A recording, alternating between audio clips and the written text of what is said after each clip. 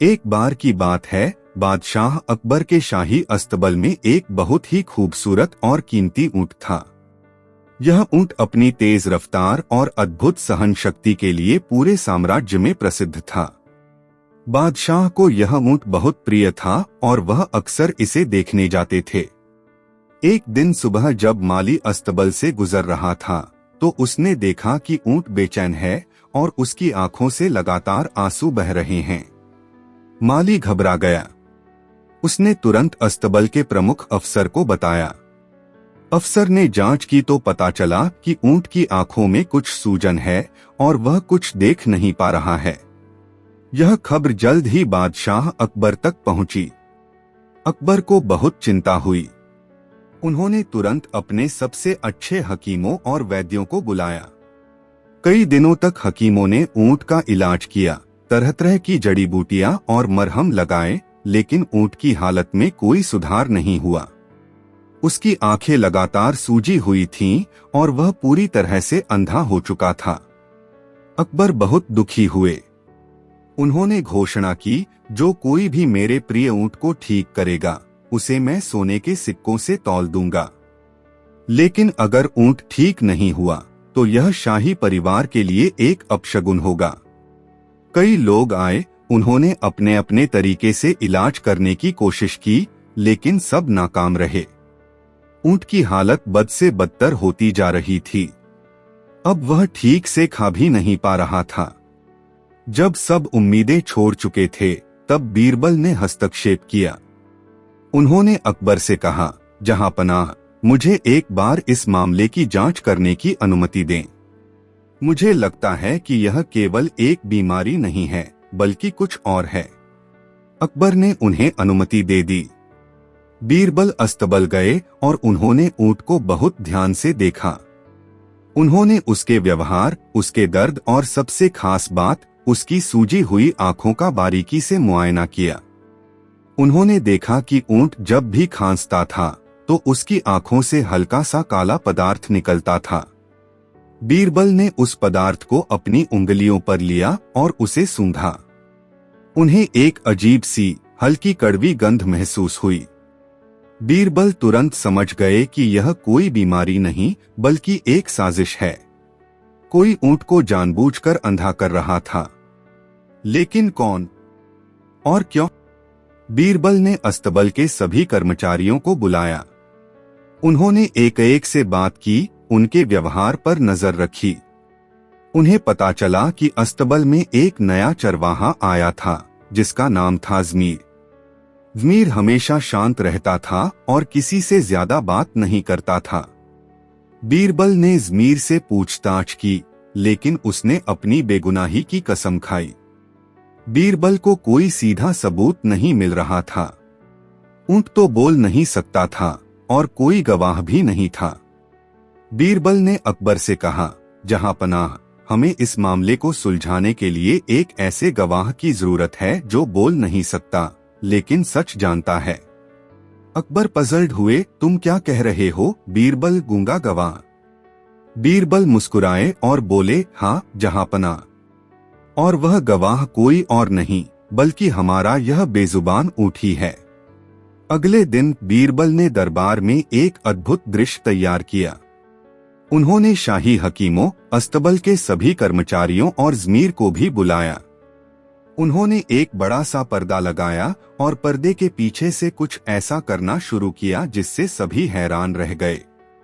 बीरबल ने पर्दे के पीछे एक बड़ी सी कढ़ाई रखी, जिसमें उन्होंने एक विशेष प्रकार का धुआं उत्पन्न किया। यह धुआं थोड़ा कड़वा था और आंखों में हल्की जलन पैदा करता था, लेकिन हानिकारक नहीं था। बीरबल ने घोषणा की, जहांपनाह, मैं आज एक सत्य परीक्षण करने वाला हूँ। जो व्यक्ति इस ऊंट को अंधा करने का दोषी है, उसकी आंखें इस धुएं से लाल हो जाएंगी और वह जोर से खांसने लगेगा। यह सुनकर ज़मीर थोड़ा बेचैन हो गया। बीरबल ने सभी उपस्थित लोगों को एक एक करके उस धुएं के पास से गुजरने को कहा। जब सभी गुजर रहे थे तो किसी पर कोई खास असर नहीं हुआ, लेकिन जब ज़मीर की बारी आई और वह उस धुएं के पास से गुजरा तो उसकी आंखें लाल हो गईं और वह बुरी तरह खांसने लगा।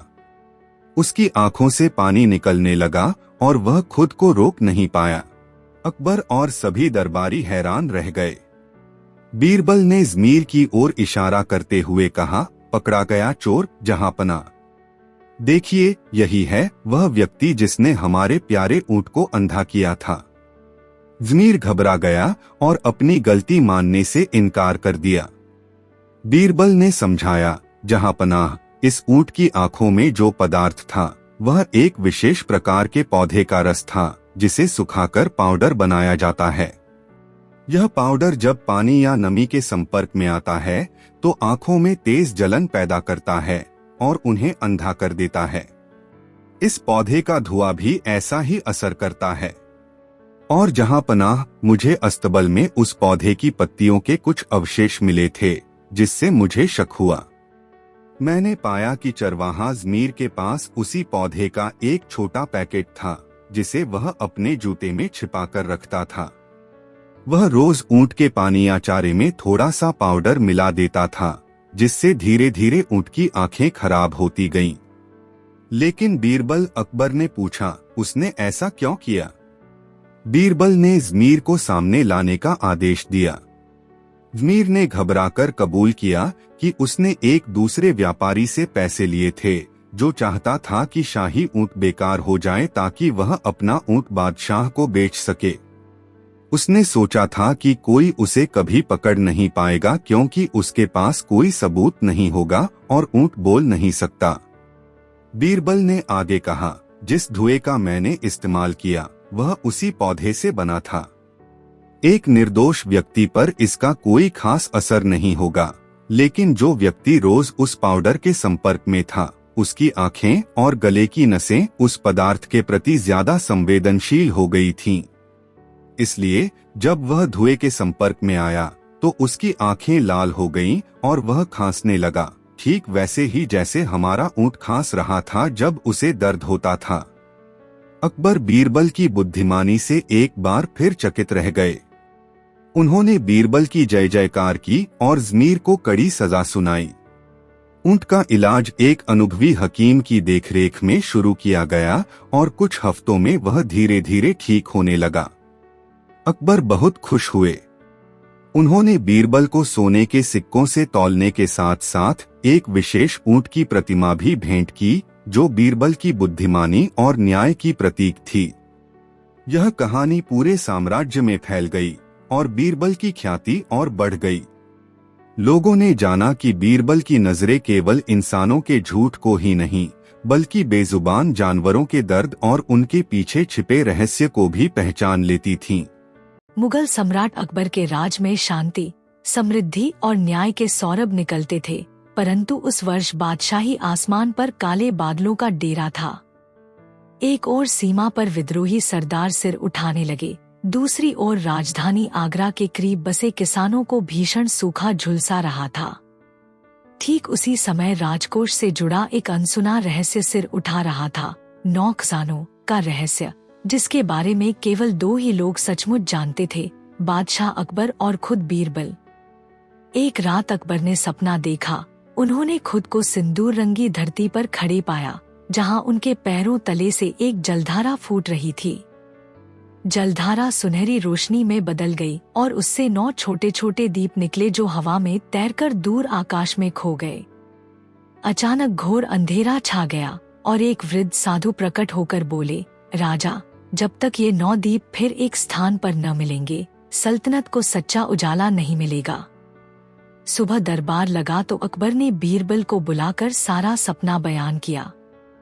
बीरबल ने ध्यान से सुना, आंखें बंद की, फिर मुस्कुराकर कहा, जहांपना, ये दिव्य संकेत हो सकता है।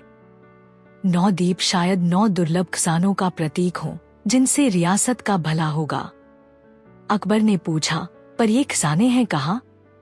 बीरबल ने नजरें उठाईं, खजाने बाहर नहीं, राजमहल के भीतर ही कहीं छिपे हैं, मगर उन्हें जोड़ने के लिए पहले सच्चे धर्म का दीप जलाना होगा। और यह दीप तभी जलेगा जब प्रजा का दुख मिटेगा। अकबर ने चुनौती को स्वीकार किया। आदेश हुआ, बीरबल, तुम इसकी अगुवाई करो। मैं 9 रत्नों की खोज के लिए समूचे हिंदुस्तान में संदेश भिजवाऊंगा, पर सबसे पहले हमें सूखे से लड़ना है। अगर खेत बंजर रहे तो दिया खुद ब खुद बुझ जाएगा। बीते 40 दिनों से यमुना का पानी घट रहा था। खेतों की मिट्टी पपड़ी सी हो गई थी। बीरबल ने निरीक्षण किया तो पाया कि नदी से जाने वाला एक पुराना नहरमार्ग रेत से भर चुका है। उन्होंने तुरंत 3 उपाय सुझाए। एक, नहर की खुदाई का नया तंत्र, 3 तरफा खुदाई ताकि पानी बहाव रोक न तोड़े। 2, कुएकुंडियों का जाल, हर 15 कोस पर सामुदायिक कुएं। 3, पानी में तेरे मिट्टी के बड़े घड़े जिनमें रात की ओस टपक कर इकट्ठी हो। कुछ दरबारियों ने ताना मारा कि ओस से साम्राज्य प्यास कैसे बुझाएगा, मगर बीरबल अडिग रहे। उन्होंने खुद लंगोट कसकर मजदूरों संग नदी तट पर 20 दिन रात मेहनत की। 21वें दिन नहर में पहली धार आई तो बीरबल ने घड़े की उस बूंदों में नहर का जल मिलाकर बादशाह को दिखाया। उनमें ऐसी चमक थी कि अकबर दंग रह गए। बूढ़े संत ने जिसे जल की मदिरा कहा था, वह पहली चाबी साबित हुई। नहर के ताजे पानी और ओस के मिश्रण से खेत हरे होने लगे। सूखे से उबरते ही सीमा प्रदेश मालवा से खबर आई कि विद्रोही सरदार राजकोष लूट रहे हैं। अकबर ने फौज भेजनी चाहिए, पर बीरबल बोले, जहांपनाह, भूख से लड़ते लोगों को तलवार नहीं रोटी चाहिए। बीरबल ने योजना बनाई, एक चलखाद्य मेला। उन्होंने आपूर्ति दल में ही चक्की, भट्टी और हाट स्थापित किए जो फौज के आगे चलते। जहां से भी फौज गुजरती वहां बाजार सजता, सस्ता अनाज बंटता।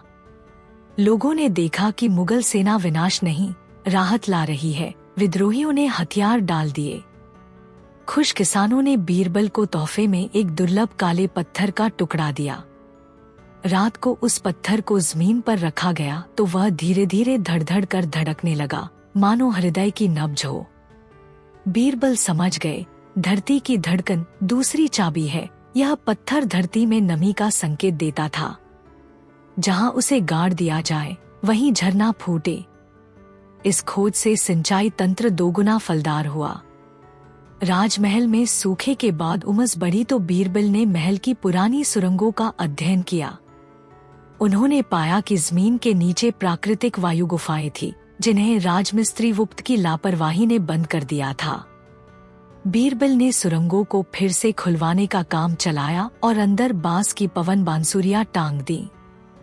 हवा गुजरती तो बांसुरी सरगम छेड़ती। महल में ठंडक और संगीत दोनों भर गए।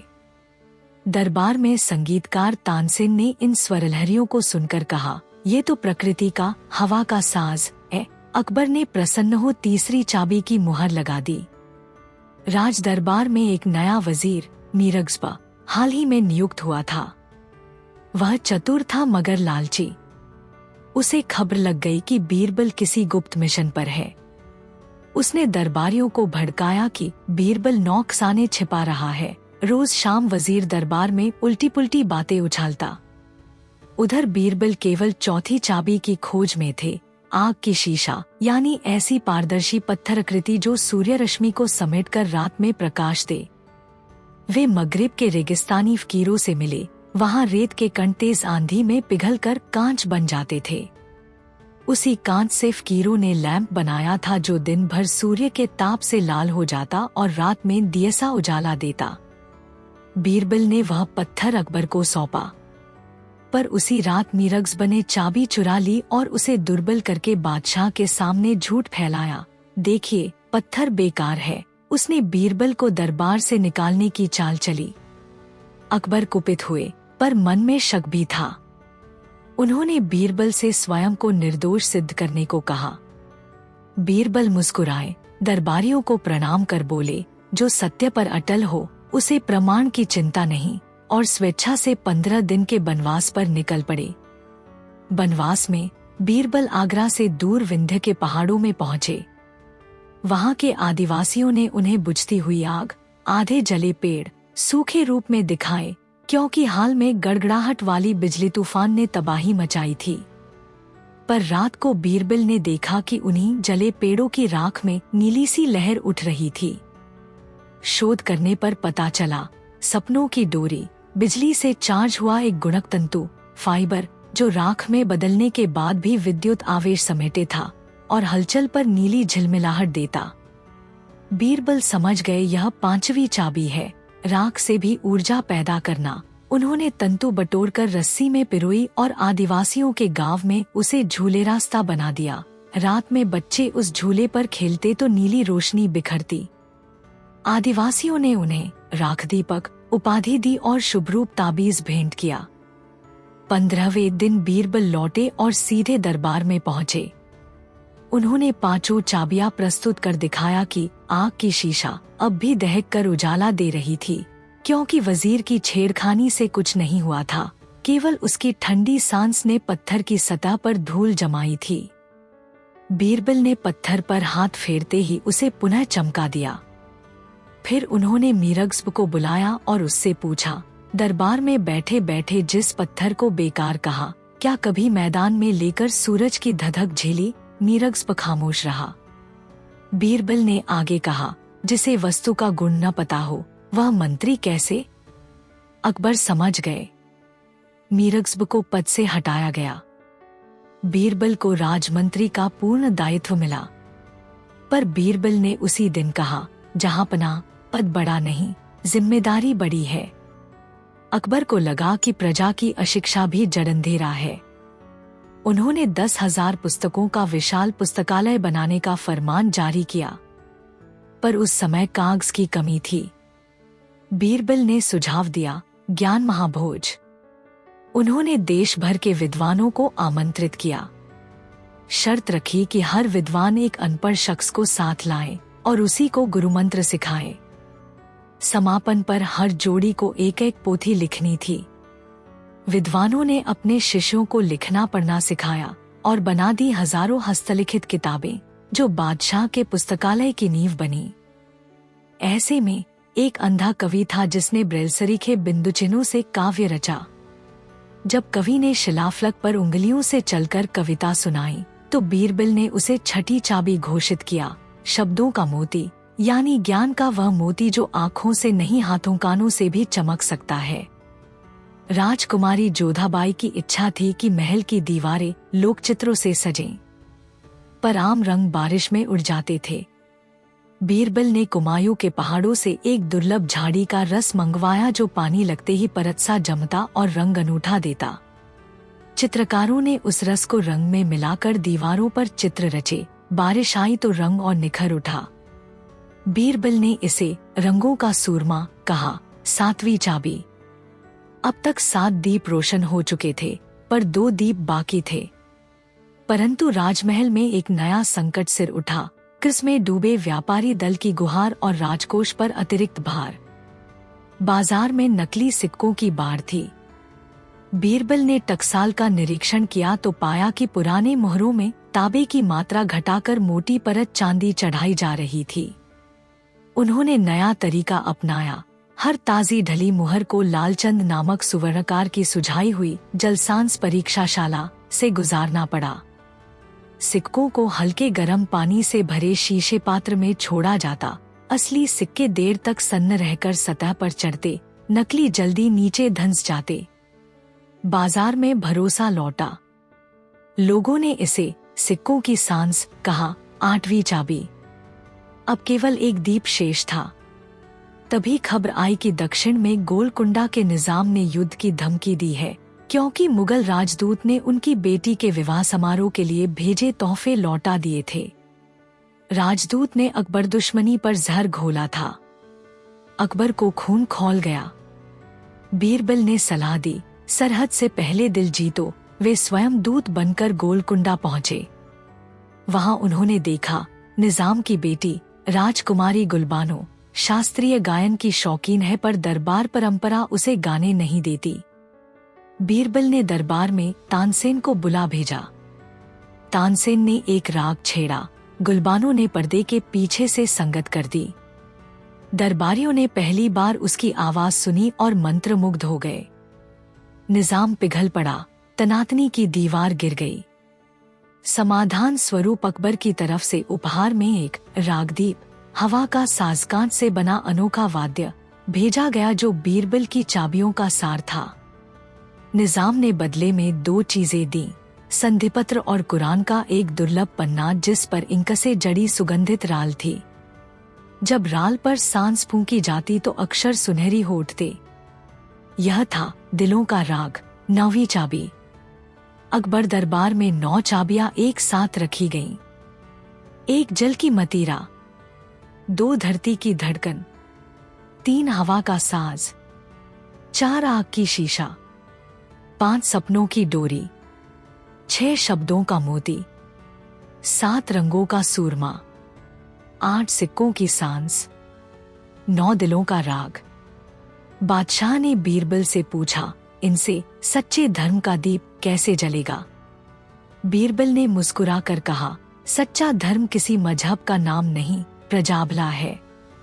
उन्होंने पहले चाबीगड़ा से एक बूंद जल निकाली, धड़कन पत्थर पर टपकाई, वहां से ओस में बूंद छलकी, उसे आग शीशे में फूंककर रोशनी पैदा हुई। सपनों की डोरी में वह रोशनी नीले फूल सी लहरा उठी। शब्द मोती पर गिरते ही कवि की पंक्ति चमक उठी।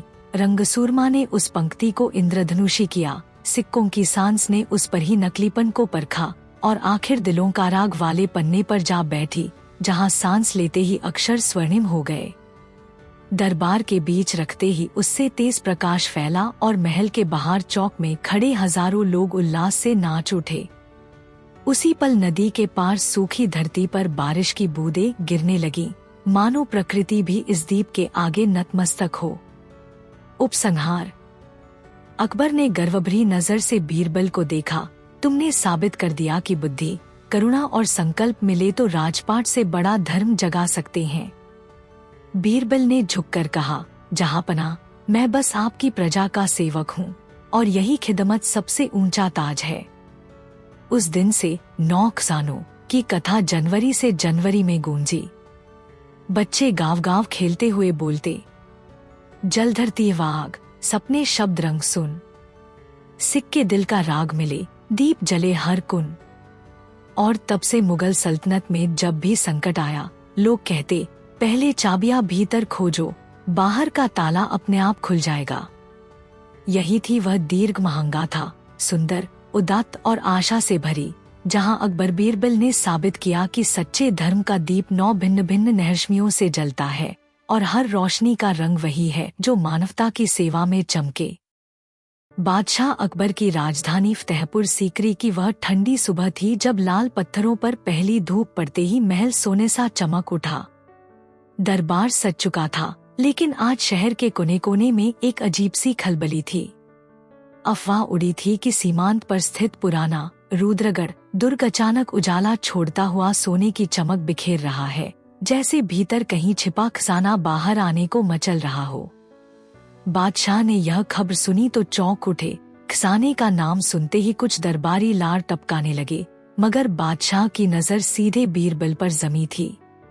बीरबल ने मुस्कुराकर झुकते हुए कहा, जहांपना, सोने से ज्यादा कीमती आपकी प्रजा की सुरक्षा है। अगर यह अफवाह सच भी है तो हमें समझदारी से काम लेना होगा। अकबर ने तत्काल हुक्म दिया कि एक विशेष दस्ता रुद्रगढ़ रवाना हो, जिसकी अगुवाई स्वयं बीरबल करें। साथ में चुने हुए सैनिक, एक नापित दारोगा जो जमीन तौलने में माहिर था और रियासत का सबसे चतुर नक्काश भी भेजा गया, जिसका काम था पुरानी दीवारों पर बनी शिल्पकथाएं पढ़ना। सेना रवाना हुई तो नगरवासी सड़क के दोनों तरफ खड़े होकर बीरबल की जय के नारे लगाने लगे। बीरबल ने पालकी का पर्दा उठाकर सबको अभयदान का संकेत दिया और रास्ते भर उन्मुक्त हंसी ठिठोली करते रहे ताकि सैनिकों का मनोबल ऊंचा रहे। 4 दिन की कठिन यात्रा के बाद जब कारवा रुद्रगढ़ पहुंचा तो देखा, पुराना दुर्ग सचमुच रहस्यमय चमक से जगमगा रहा था। किले के भीतर प्रवेश करते ही दीवारों पर प्राचीन पाली लिपि में कुछ शिलालेख नजर आए। नक्काश हाथ जोड़कर बोला, मालिक, ये लिपि 1000 साल पुरानी लगती है। शायद किसी राजा रुद्रसेन ने अपने खजाने को शापित करके गाड़ा था कि जो लालचवश इसे निकालेगा उसका सर्वनाश होगा। बीरबल ने लिखा पढ़कर मुस्कुराते हुए कहा, शाप हो या उपाय, हमें पहले यह जानना होगा कि चमक आ कहाँ से रही है। उन्होंने सैनिकों को आदेश दिया कि रात का पहरा मजबूत रखें और किसी पत्थर को हाथ न लगाएं। उसी रात पहर बदलते समय बीरबल ने देखा कि दुर्ग के बीचों बीच स्थित प्राचीन मंदिर से हल्की सी सुनहरी रोशनी निकल रही है। वे चुपचाप एक सिपाही को साथ लेकर मंदिर के गर्भगृह में पहुंचे तो पाया वहां रखे पत्थर के विशाल दीपस्तंभ के भीतर से रोशनी छन रही है, जैसे उसमें सोना पिघलकर भर दिया गया हो। सुबह होते ही बीरबल ने पूरी टोली को इकट्ठा किया। उन्होंने दरोगा से कहा कि जमीन को बिना तोड़े पूरे किले की ढलान नापे और नक्काश को जिम्मा दिया कि शिलालेखों की हर पंक्ति का अर्थ साफ नोट करे। नापित दारोगा आधे दिन बाद दौड़ता हुआ आया, हुजूर, इस दुर्ग का नक्शा उल्टे कटोरे जैसा है। सारा बरसाती पानी भीतर मंदिर के ठीक नीचे इकट्ठा होकर बाहर की तरफ एक गुहा से निकल जाता है। बीरबल की आंखों में चमक आ गई। वे बोले, यानी नीचे कोई जलकुंड है जहां सूरज की किरणें पानी में पड़कर पत्थर के भीतर से सुनहरी झलक दे रही होंगी। लेकिन पानी में सोना कहां से आया? दूसरी तरफ नक्काश ने शिलालेख पढ़कर बताया, लिखा है, जो प्रभु की सेवा में जीवन वार देगा उसे अमृत की धारा में छिपा चंद्रकांत रत्न मिलेगा। बीरबल ने चिंतित सा माथा खुजाया। चंद्रकांत रत्न? यह तो चंद्रमा की रोशनी सोखकर रात में दूधिया चमक देता है। शायद पानी में पड़े रत्न की चांदी सी सफेदी सूरज की सुनहरी किरणों से मिलकर सोने जैसी आभा फैला रही हो। उन्होंने तुरंत 3 सिपाहियों को मंदिर के फर्श का एक पत्थर हटाकर नीचे उतरने का आदेश दिया। गुप्त सुरंग से नीचे उतरते ही वे सब पानी के किनारे पहुंच गए। अंदर धुंधली रोशनी थी मगर पानी का तल सितारों सा चमक रहा था।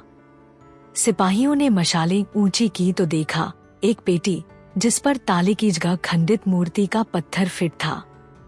बीरबल ने हाथ लगाया तो मूर्ति हिल गई और पेटी खुल गई। भीतर भारी भरकम नीलम पन्ने, हीरे और बीच में हरिनील रोशनी बिखेरता चंद्रकांत। बीरबल ने पेटी वापस बंद करते हुए कहा, मूल्यवान है पर इनका मोह विनाश ला सकता है। जहांपना तक इन्हें पहुंचाना ही सही होगा। उस रात बीरबल जागते रहे। उन्हें अंदेशा था कि राजकीय कोष के इन रत्नों की खबर पर कोई लालची दरबारी अकबर को भड़काकर खजाना हथियाना चाहेगा। उनकी आशंका सच निकली। राजधानी से कासिद का फरमान आया, दरबार में तुरंत हाजिर हो।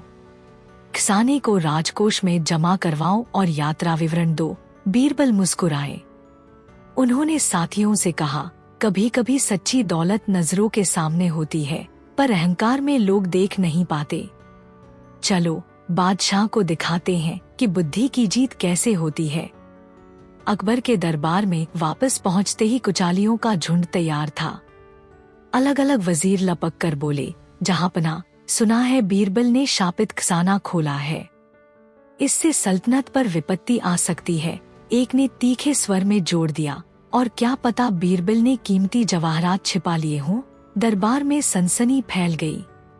अकबर ने गंभीर स्वर में पूछा, बीरबल, क्या सचमुच खजाने में कोई शाप था? बीरबल ने शांत चेहरे से जवाब दिया, हुजूर, सच तो यह है कि लालच खुद सबसे बड़ा शाप होता है।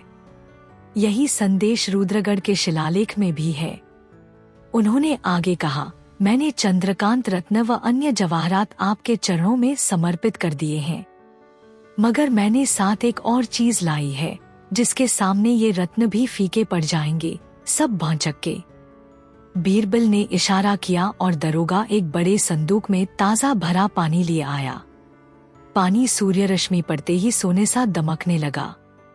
बीरबल बोले, यह रुद्रगढ़ के जलकुंड का जल है। यदि इस जलसेन से फतेहपुर के सूखते बागों में नई नहर बना दी जाए तो हमारी फसल दोगुनी होगी। राजकोष में रुपए आएंगे, प्रजा का पेट भरेगा। यह रत्नों से बड़ा खजाना होगा। अकबर की आंखें चमक उठीं। लेकिन जलस्रोत को लाने के लिए राजमार्ग, नहरें और पुल का बृहद प्रकल्प चाहिए था। वित्त मंत्री ने अड़ंगा लगाया, महल के खर्च पहले ही अधिक हैं। सोना बेचे तभी संभव होगा। बीरबल ने मुस्कुराकर कहा, सोना बेचे पर ढंग से। हमें बाजार में नीलामी की राह नहीं, बुद्धि की राह चुननी होगी। उन्होंने योजना बताई, रियासत के अलग अलग शिल्पकारों को उन रत्नों पर कथाचिन्ह उकेरने दो। जब हर रत्न पर कहानी बनेगी तो उनकी ऐतिहासिक धार्मिक कीमत दुगनी हो जाएगी। तब मक्का, मदीना, काबुल, इस्तांबुल तक के अमीर उसे लेने दौड़ेंगे। अकबर ने तत्काल मुहर लगा दी। 6 महीने बीते। फतेहपुर सीकरी के तलवार बाजार में बीरबलनियत रत्न नाम से एक भव्य मेला लगा, जहां हर रत्न पर उकेरी कथा लोगों को मोहित कर रही थी। बोली लगाते लगाते तजिरों के थैले खाली हो गए। इतनी धनवर्षा हुई कि राजकोष लबालब हो उठा। उसी धन से नहर योजना पर काम शुरू हुआ और 2 साल में रुद्रगढ़ का पवित्र जल फतेहपुर पहुंचने लगा। सूखी जमीन पर हरे खेत लहलहा उठे। प्रजा ने अकबर बीरबल का मंगलगान किया। नगर की गलियों में गीत गूंजे, जो लालच तज, बुद्धि अपनाए, सच्चा खजाना वही पाए। पर कहानी यहीं खत्म नहीं होती। जिस दिन आखिरी पुल तैयार होकर नहर का पानी शहर में घुसा, उसी रात महल के खजांची को किसी ने बेहोश कर कोषालय की एक दीवार तोड़ फिराक रंगमंच की ओर भागते देखा। सुबह पता चला चंद्रकांत रत्न गायब है। दरबारी फिर बीरबल पर उंगली उठाने को आतुर थे, पर बादशाह ने कहा, पहले सच्चाई सामने लाई जाए। बीरबल ने जांच का भार स्वयं लिया। वे सीधे रंगमंच पहुंचे तो देखा, मंच के नीचे लकड़ी का फर्श उखड़ा है। आहट होते ही एक नकाबपोश बाहर कूद पड़ा। बीरबल ने फुर्ती से उसका नकाब खींचा। वह कोई दरबारी नहीं, बल्कि दूर तातार से आया जादूबाज था, जिसने रत्न की रहस्यमय चमक का हुनर सुना था और चुरा ले गया। लुटेरा बीरबल के सामने हाथ जोड़ गिर पड़ा। उसने रोते रोते कहा, मैंने गरीबी में अपना सर्कस गवा दिया। सोचा इससे कमाई होगी। बीरबल ने नर्म स्वर में पूछा, क्या तुम्हें पता है यह रत्न सूरज की रोशनी पीता है? जब तक यह खुली धूप में नहीं रहेगा, इसकी शक्ति घटती जाएगी और काला पत्थर बन जाएगा। वह डर गया, रत्न वापस कर दिया। बीरबल ने उसे उठाया और दरबार में पेश किया। सब हैरान कि बीरबल ने चोर को सजा नहीं दिलाई, बल्कि उसे फतेहपुर के रंगशाला उद्धार कार्य में नृत्य शिक्षक बना दिया। बीरबल बोले, जहांपना, जिसने अपनी गलती मान ली, उसका उद्धार कर देना चाहिए। यही असली राजधर्म है। अकबर ने अनुमोदन में सिर हिलाया और नजर उन वजीरों पर पड़ी जो पहले लालच भरे उलझुल सुझाव दे रहे थे। उन्होंने आदेश दिया, इन सबको किसानग्राम भेजा जाए, ताकि 2 मौसम खेत पर पसीना बहाकर समझें कि अन्न का एक दाना कितनी मेहनत से उगता है। दरबार में सन्नाटा छा गया। बीरबल ने मुस्कुराकर बोला, यही है चंद्रकांत का दूसरा पक्ष। जो अपने भीतर का अज्ञान त्याग दे, वही असली प्रकाश देख सकता है। समय गुजरा। फतेहपुर सीकरी के खेत सोना उगलने लगे। नगर में समृद्धि बढ़ी और दूर दूर के राजदूत इस जल प्रबंधन को देखकर दंग रह गए। उन्होंने अकबर से इल्तिजा की कि उनके देशों में भी बीरबल को सलाहकार बनने भेजें। अकबर ने हंसकर कहा, अगर मैं बीरबल को हर समय बाहर भेज दूंगा तो दरबार का मनोरंजन कौन करेगा? बीरबल ने हाथ जोड़कर जवाब दिया, जहांपना, दरबार का असली मनोरंजन प्रजा की खुशी में है। जब लोग तृप्त होंगे तो जश्न भारा यूं ही महकता रहेगा। इसी बीच चंद्रकांत रत्न को महल के झरोखे पर मढ़वाकर सूर्यकोण के ठीक सामने स्थापित किया गया, ताकि वह नहर के पानी पर सीधी चांदनी सी झिलमिलाहट फैलाए और किसानों को याद दिलाए कि मेहनत का फल दिव्य होता है। हर अमावस्या को जब आकाश अंधेरा होता तो रत्न दूधिया उजाला बिखेरता और बच्चे तालाब किनारे तितलियों सी दौड़ते, बूढ़े किस्से सुनाते और महल से ढोल नगाड़ों की गूंज उठती। बीरबल की बुद्धि अमर रहे, फतेहपुर का मान बढ़े। एक दिन दरबार में फारस से आए विद्वान ने बीरबल से पूछा, हुजूर, आपने रत्न बेचकर नहर बनवाई, चोर को सुधारा, लालचियों को खेत भेजा, पर क्या आपने सोचा कि अगली पीढ़ी इस कहानी से क्या सीख लेगी? बीरबल ने ठहरी हुई मुस्कान के साथ कहा, सीख वही जो खुद आपने पूछी, कि बुद्धि, दया और परिश्रम तीनों मिले तो पत्थर भी अमृत हो जाता है। चंद्रकांत रत्न तो बस प्रतीक है, असली चंद्रकांत हर इंसान के भीतर है। अकबर ने ताली बजाई। सारा दरबार तालियों से गूंज उठा। संगीतकार तानपुरा छेड़कर गाने लगे। बीरबल की बात में आसमान धरती से मिले, चंद्रकांत चमके मन मंदिर, भूख प्यास सब छले। जो बुद्धि का दीप जलाए उसका भय सब टले। लालच के तम को हरता सत्कर्मों का ये बल है। गीत खत्म होते होते शाम ढल चुकी थी। गुलाबी उफ्क पर सूरज ने विदाई ली और रुद्रगढ़ की नहर से होकर रोशन जलधारा शहर की गलियों में चांदी छलकाने लगी। उस झिलमिल में भी बीरबल की सादगी भरी हंसी गूंज रही थी, क्योंकि उन्होंने फिर साबित कर दिया था कि असली खजाना न सोना है न रत्न, दिलों की प्यास बुझाने वाला जल और मन में जगाया ज्ञान ही राजाओं को महान बनाता है। यही थी वह महागाथा जहां 1000 साल पुराने शापित दुर्ग ने दुनिया को सिखा दिया कि जब बुद्धि और करुणा साथ चलें, तब हर शाप वरदान बन सकता है। और तब से फतेहपुर के बच्चे खेल खेल में भी यह पंक्ति दोहराते हैं, चलो बीरबल बने, लालच से दूर रहें। जो सच्चाई को चुने वही सबसे मशहूर रहें। दिल्ली का गर्म दिन था। लाल किले की दीवारों के पीछे से जब हवा आती तो सूखे पत्ते मचलकर शाही बाग में गिरते। उसी बाग की संगमरमर की छतरी तले अकबर बादशाह बैठकर दस्तावेज देख रहे थे। पंखा झलने वाले नौकर को भी पसीना छूट रहा था। तभी दौड़ता हाफता मुंशी महेश दास आया, बोला, हुजूर, बहुत बड़ा झमेला हो गया। आगरा से जो शाही कारवा चला था वह रास्ते में लापता हो गया। उसमें नया रत्नकरनामा था, 7 रंग बदलने वाला हीरा। अकबर ने माथा मसला, मतलब खजाने का आधा वजन हीरा था। जी बादशाह, और हीरे से भी बढ़कर मसला यह है कि उसी कारवा में 30,000 तगड़े तांबे के सिक्के भी ढुलवाए जा रहे थे, जो नई टकसाल के पहले नमूने थे। बीरबल वहीं खड़ा मुस्कुरा रहा था। बोला, जहां पना हीरे चोर को पकड़ना है तो रास्ता वही चुनना पड़ेगा जो उसने चुना है। इजाजत दे तो अभी निकल जाओ। अकबर ने हामी भरी, पर हल्की सी चिंता भी जता दी। हमारे कई सूबे बीच में पड़ते हैं। पहाड़ी डाकू अलग, राजपुताना के लुटेरे अलग, दक्खन की रियासतें अलग। अकेले जाओगे तो दिक्कत होगी। बीरबल बोला, एक दिक्कत 100 सुन्नत, मुझे अपने सूझबूझ पर भरोसा है, लेकिन 2 प्याजा और फौज का छोटा दस्ता साथ रख लूंगा। सुबह सुबह काफिला चला। आगे आगे 2 प्याजा मजाक करता हुआ ऊंट पर था, पीछे 4 घोड़े, उनके बाद कुछ पैदल सिपाही और अंत में बीरबल एक छोटे खच्चर पर। दिल्ली की चौड़ी सड़कों से निकलकर जब वे हरियाणा के खेतों में पहुंचे तो धूप तल्ख हो चुकी थी। कहीं कहीं किसान सरसों की जगह ज्वार उगा रहे थे, क्योंकि पानी कम था। बीरबल ने राह चलते देखा, एक बूढ़ा मजदूर झोली में चिलम रखे बैठा है। उसने उससे पानी लिया और पूछा, चाचा, कोई शाही कारवा तो नहीं गुजरा इधर से?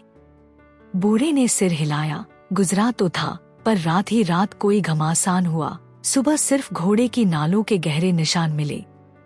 आदमी बॉलीवुड की फिल्म बन गए, गायब। बीरबल को पहला सुराग मिल गया। घोड़े की नालों से पता चलता है कि चोर पैदल गिरोह नहीं, घुड़सवार दल था।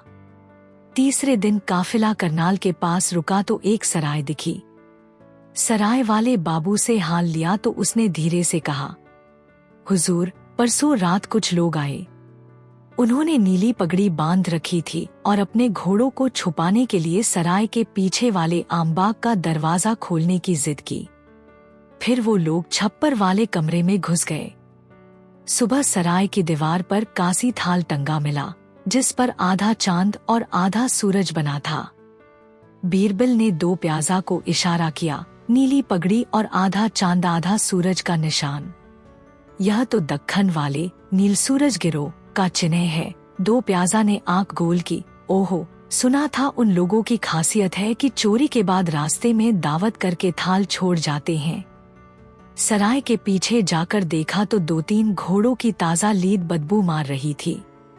बीरबल ने घास उठाकर देखा, उसमें मोम का टुकड़ा गुंथा था। रात को घोड़े थामने के लिए मोम की रस्सी जलाते हैं ये लोग, इससे बत्ती कम दिखे। यानी गिरोह अभी बहुत दूर नहीं गया। सिरसा की रेतीली जमीन तक पहुंचते पहुंचते हफ्ता बीत गया। वहीं एक गडरिया मिला। उसने बताया, मियाँ, 4 रात पहले 7-8 घुड़सवारों ने मेरी भेड़ों की बाड़े में डेरा डाला। उनमें सिरमुंडा एक पठान था जो बार बार कह रहा था, हीरा नजरों में चुभ रहा है, इसे धूप से दूर रखो। मैंने देखा, उनके पास लाल कपड़े में कुछ चमकती चीज लिपटी थी। बीरबल ने सोचा, लाल कपड़े में लिपटा वो हीरा ही होगा जो धूप में रंग बदलता है। उस हीरे को धूप में रखने से लाख कीमती पर रंग बदलने से चाल पता चल सकती थी, इसलिए चोर डर रहे होंगे। उन्होंने गडरिये से उस गिरोह की दिशा पूछी। गडरिया बोला, वे उत्तर पश्चिम की ओर गए। बोले कि बिन्नू की रोही नाम का रास्ता पकड़ेंगे। 2 प्याजा बोला, बिन्नू की रोही मतलब राजस्थान बॉर्डर की रेतपट्टी। काफिला अब थार की तरफ बढ़ा। रेत के ऊंचे ऊंचे धोरे, दूर दूर तक कंटीली झाड़ियों और बीच बीच में ऊंट पांव के निशान। पसीने में सब तरबतर थे, पर दर्श बहुत सुहाना था। शाम को सूरज एक लाल गोला बनकर रेत से मिलता था, जैसे आकाश शाही हीरे की आंच में झुलस रहा हो। तीसरे पहर सबको दूर एक वीरान सराय दिखाई दी, खंडहर जैसी। बीरबल ने वही डेरा करने का मन बनाया। रात गहरी हुई तो दरवाजे पर आहट आई, एक दमदार आवाज, भाई, सराय खुलेगी। 2 प्याजा ने पतली आवाज में जवाब दिया, मौका मिल गया तो जरूर। 4 घुड़सवार अंदर घुस आए। वो नीली पगड़ी, काला कमरबंद, लंबी तलवार। उन्होंने सराय के मैदान में घोड़े बांधे और दरी पर बैठकर गोश्त पकाने लगे। खिचखिच उनकी बातचीत से बीरबल ने सुना वो अगले ही दिन फलाने गांव के कुएं पर अपने सरदार से मिलेंगे, फिर हीरा हवेलियों के मालिक जींद ठाकर को सौंपेंगे। बीरबल ने 2 प्याजा को कान में कहा, हीरा इनका सरदार ही संभाले होगा, पर इन चारों को दबोचना जरूरी है। सोते समय बीरबल ने चुपके से घोड़ों की लगामें उलझा दी और मछली पैटर्न वाला कांटा उनके कमंडल में घोल दिया। सुबह घोड़े बेकाबू हुए तो घुड़सवार गड़बड़ा गए। सुबह तड़के धूल का तूफान उठा तो घोड़ों ने लगामें तोड़ दी। चारों बदहवास भागे भागे घोड़ों के पीछे दौड़े। तभी बीरबल के सिपाहियों ने चारों को पकड़ लिया। पूछताछ में पता चला कि उनका सरदार खान बहादुर नासिर अगली दोपहर जींद ठाकर के किले में सौदा करेगा। जींद ठाकर की हवेली कम नहीं, पूरा मिनी किला था। ऊंची दीवार, लकड़ी का पुल, भीतर गहरी बावड़ी। कहा जाता था कि ठाकुर ने राखी भुनी रेत में सोना मिलाकर दीपक जलवाया था, तब से हवेली के जिस पत्थर को छुए कुंदन सा चमकता है। बीरबल ने एक चाल चली। अपने सिपाहियों को ग्रासकट और ऊंटचारों की तरह सजाकर हवेली के पास के मैदान में बंसू घास कटाने भेजा। ठाकुर के पहरेदार डांटने आए, पर बीरबल का सिपाही बोला, हजूर, रेत में ऊंट की चारा नहीं तो बेचारा मर जाएगा, बस 2 घंटे घास कटने दो। हुजूर कहकर पहरेदार मान गया। सिपाहियों ने घास काट काट कर एक छोटा सा सुरंग गोला बना लिया। उसी गोले में से रात बेरात बीरबल, 2 प्याजा और 3 चुनिंदा सिपाही रेंग कर हवेली के पिछवाड़े जा पहुंचे। अंदर दीवान खाना नाचगान से गुलजार था। नासिर खान बहादुर, जींद ठाकर और कुछ उज़्बेक सौदागर मदिरा पी रहे थे। बीच में लाल रेशमी डिब्बा रखा था, हीरा उसी में था।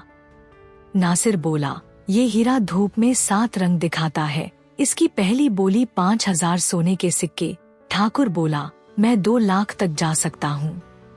इतने में हवासी एक बात फैली, राज का सिपाही आया है। भीड़ में भगदड़ मच गई।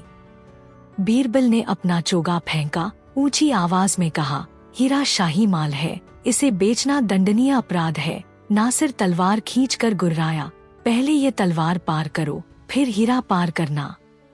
भीतर और सिपाही टूट पड़े। एक तरफ ढोल बज रहा था, दूसरी तरफ तलवारें खनक रही थी। 2 प्याजा ने नासिर की जूतियां पकड़कर खींची। नासिर धड़ाम से गिरा और उसकी तलवार हवा में घूमकर जींद ठाकर के पैर से छू गई। ठाकुर दर्द से चिल्लाया, हीराशेरा तू ले जा, मुझे जिंदा रहने दे। शाही सिपाहियों ने सबको काबू में लिया।